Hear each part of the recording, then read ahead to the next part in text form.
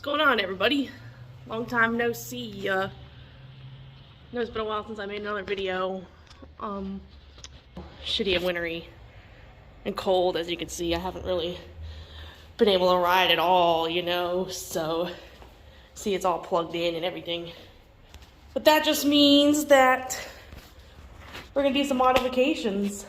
I'm gonna put a full two-brother system in, replace the air filter. I got some more goodies over here.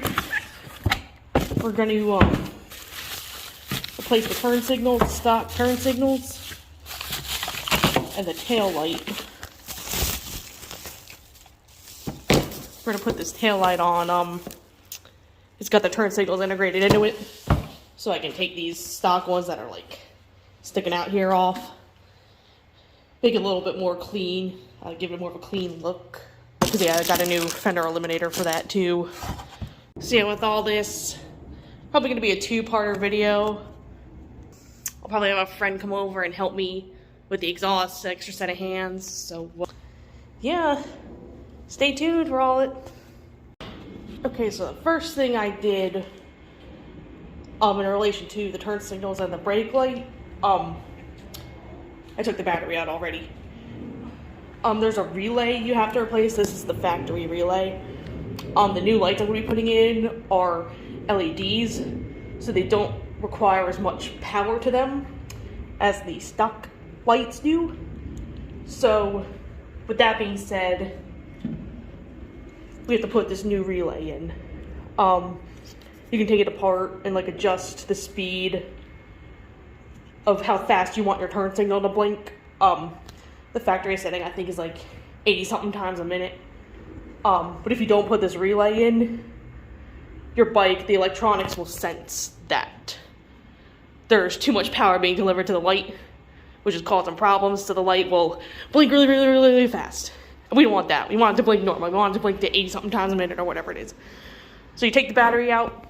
The factory relay was plugged into this little plug right here, and it was in this little space right here.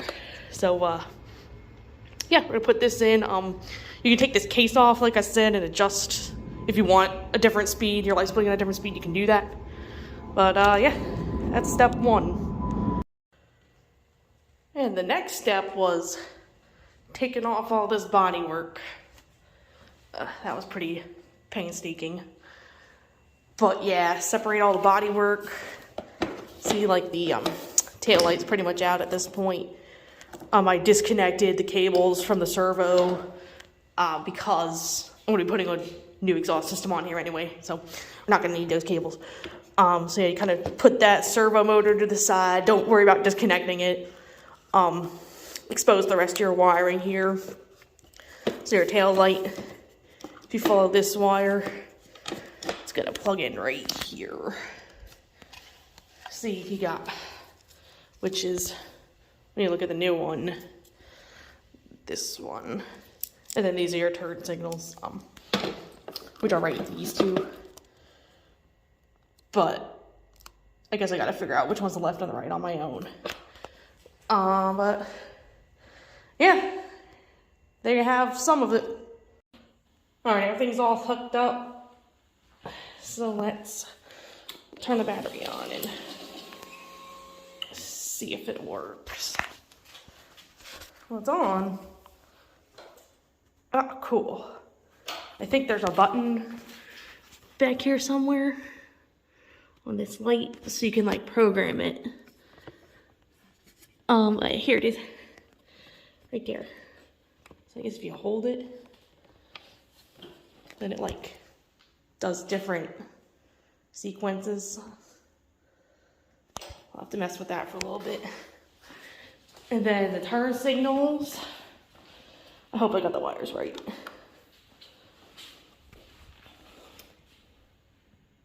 Yeah, it's pretty cool.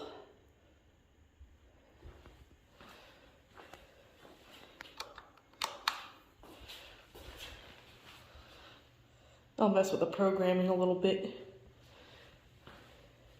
See what I can get it to do. Hazards. Sweet. That looks pretty sharp. Alright, next step.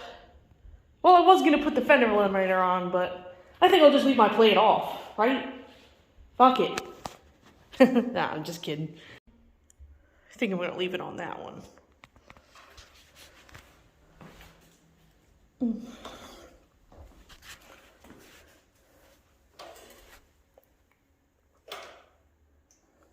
Yeah, that looks good like that.